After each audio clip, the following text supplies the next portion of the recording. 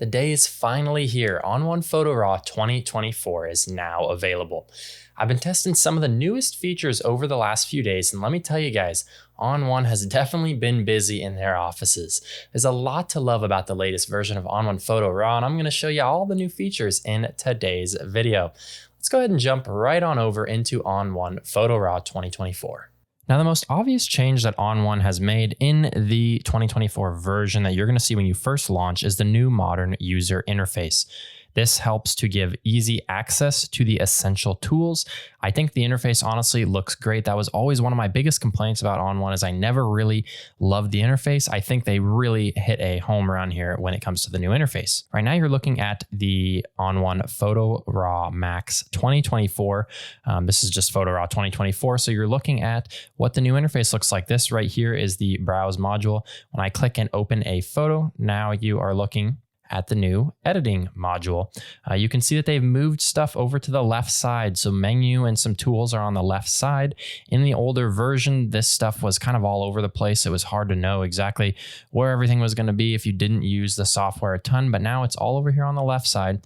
You can see on the right side, it's organized nicely. Love the new fonts they've used. I just think they did a really nice job of organizing this in such a way that really makes sense. Now, additionally, they've made some performance improvements as they usually do every year. You're much faster switching between browse and edit and switching between photos. I'll show you what I mean.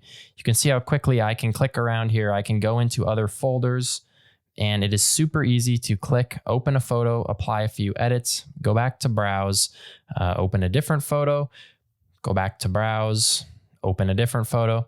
Now, I am running a newer MacBook Pro that's kind of spec'd out, but it still runs much faster. I was having some problems with the ON1 2023 being a little slower. They've really made this thing snappy. They say the cataloging is up to 4 times faster, which I think is just fantastic. The program just overall as a whole looks great. It feels snappy. Those are going to be the 2 biggest changes that are going to be really nice for everybody, no matter what you do, what you edit, what you take photos of. Those are going to be changes that you are going to see and feel. Now, additionally, as you guys could see, they are adding what is called a seamless workflow, or what they're calling a seamless workflow between the browse and the edit modules. Let's say I want to go in and edit one of these photos just like that. I can apply some edits and I can really quickly go back to browse like I just showed you, or I can even go down here on the film strip and I can open up recent files, recent folders. So I can quickly tab and get into other folders or open up other files if you want to switch back and forth really quickly.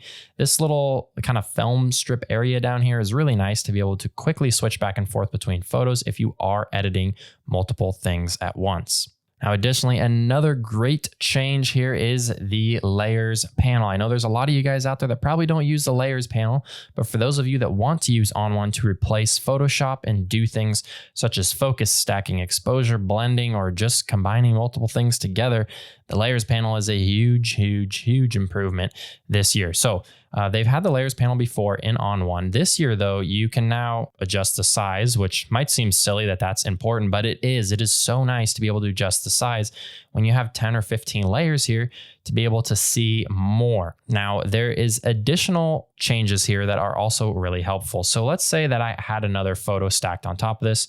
For the sake of this quick little video, I'm just going to duplicate that layer. So now I have multiple layers. Now, if I come in here and let's say I just go in and I make some adjustments, I warm it up. I warm it up.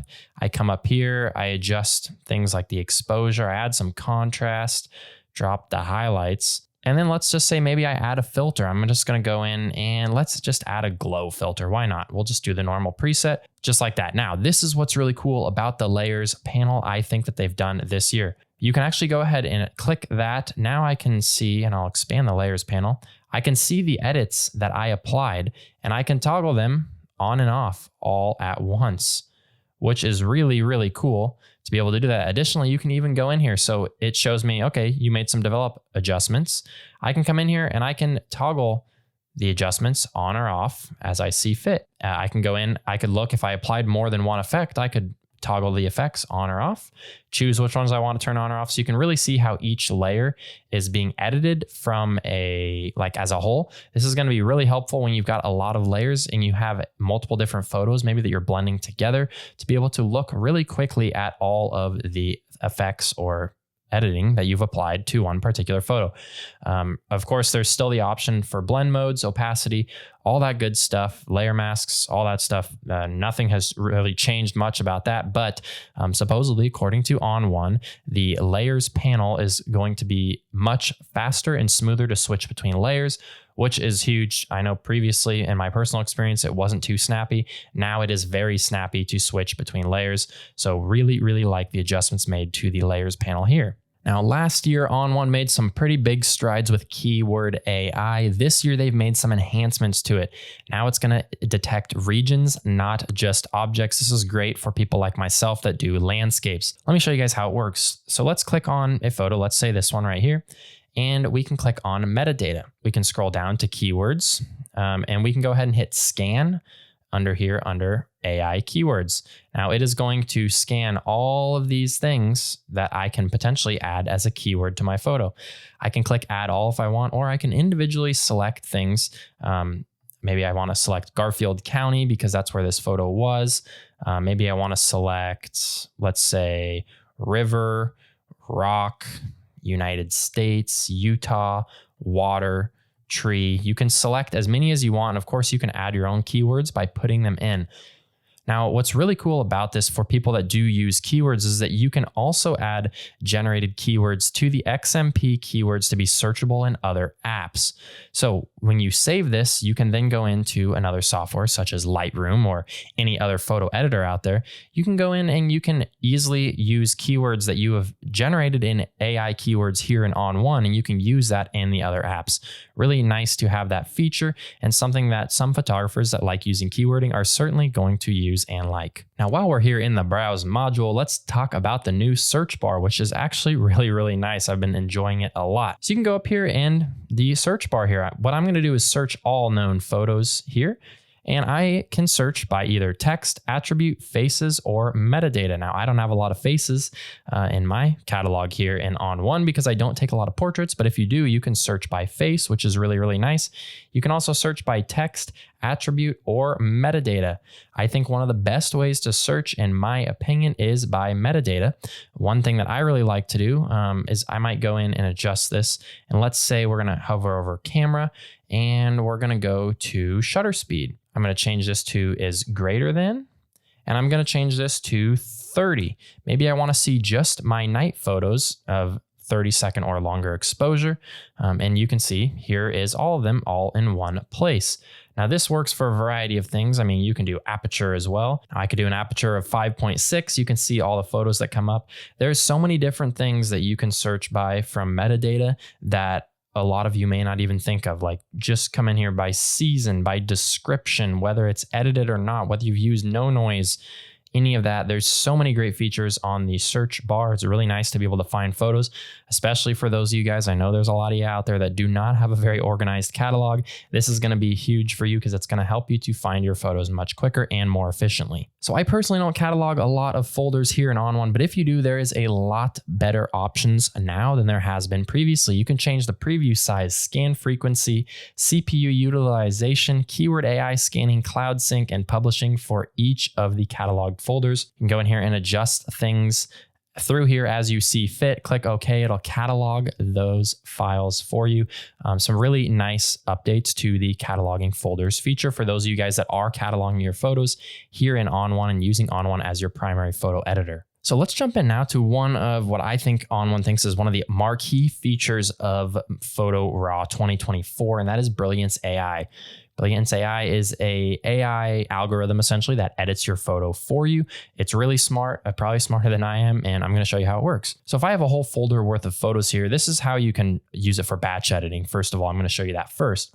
If I have a full photo of files here, you can use it to do Brilliance AI on the whole thing. Now, this isn't going to be super great for landscapes, most likely, but I think for someone who takes portraits or anything where you want to do a lot of batch editing, this is going to be a great way to start off your edit. you can select all of the photos in your folder just by holding Shift and clicking. Then you can go in and you can turn Brilliance AI on. Now that's going to go through and apply Brilliance AI to each of the photos.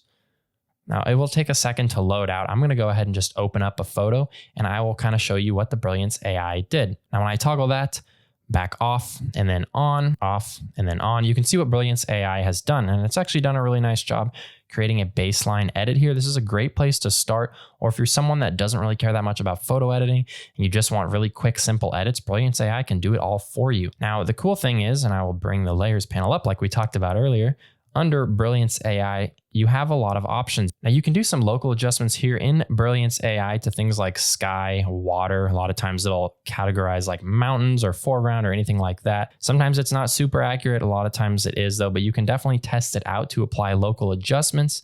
You can see here I can adjust the sky. It's done a decent job selecting the sky, but you can see if I really reef on this too much, that over there on that left uppermost spot in the sky, it isn't making a good selection. So just be aware of that. And water isn't making any selection right now. So just be aware of that, but do know that you can do local adjustments to each of your photos right here. You can also go in and adjust some of the options here. The no noise AI being on auto is really nice because it'll basically run the photo through no noise AI, remove noise for you without you having to even do anything. So when you go to edit it or export it or whatever, the noise is already removed. So really nice to have. Brilliance AI should be a really nice feature that a lot of people are going to take advantage of. And I think it's really only going to get more powerful from here. Continuing on the trend of AI, let's talk about the new AI Style Advisor, which makes suggestions on using the correct effects filters. Now I'm going to go over here and I'm going to open the left side pane here. You can see we've got a lot of presets and even the old AI adaptive preset, but we're going to use AI Style Advisor. I'm going to click on that and open it up. And now I've got some choices. So you've got ON1 Team, which gives you like already some preset filters or effects that it's going to apply to your photo to make it look nice, or you can use My Style. Now the My Style, it takes a lot of editing in the software before it can come up with what your style is. But the really cool thing is down the road, after you've been using the software for a couple of weeks, it'll kind of figure out your style. The AI will know your style so that you can come in here and just click My Style and it'll apply presets that'll make your photo look like your style of editing. So it's going to save you a lot of time. For this example, we're just going to use ON1 Team. I can go ahead and click on it. And now you can see I have tons of different options here. And these are going to all throw on different presets. Now I can hover over them and find one that I like. Of course, I can create additional adjustments after I've selected one, but I do just want to select one that gives me a good baseline. For the sake of this video, I'm just going to select the first one here. I'm going to click on that and you can see it automatically spits out multiple effects on here that are going to basically tell the photo how to be edited. It's applying effects for me. You can see it's applied the photo filter to the foreground here, and it's applied 2 color enhancers, which are kind of enhancing the tree. So that looks really, really nice. I like how it just suggested the filters that I should be using, or the effects rather. I can come in here and I can make adjustments to these as I see fit if I wanted to change something around as well. So really, really nice to have that AI Style Advisor in order to kind of help you to get a really effective edit. So additionally, ON1 has improved the highlights, specifically when you lower the highlights, which a lot of photographers do. So highlights recovery is going to be both stronger and more natural looking, meaning when I bring the highlights down on a really bright photo, it is going to keep the highlights looking both strong and more natural. That's always a welcome feature to have. If you've used a few different softwares, you'll know that each software has a little bit different highlight recovery. So this is just an improvement to ON1's model. So now the text tool has also been improved. Now the text tool acts just like a layer. I can click text right here. Now I can adjust the properties and I can type in the text. Let's just say Badlands. I can adjust the text to whatever font that I want. I can adjust the size. I can adjust a ton of different things down here, the appearance, the alignment, the spacing. You can transform, or you can adjust the opacity. Like I mentioned, this functions just like a regular layer now. I can come in and I can adjust the blend mode. So maybe I want it on soft light. I want to lower the opacity a little bit. I want to move it around.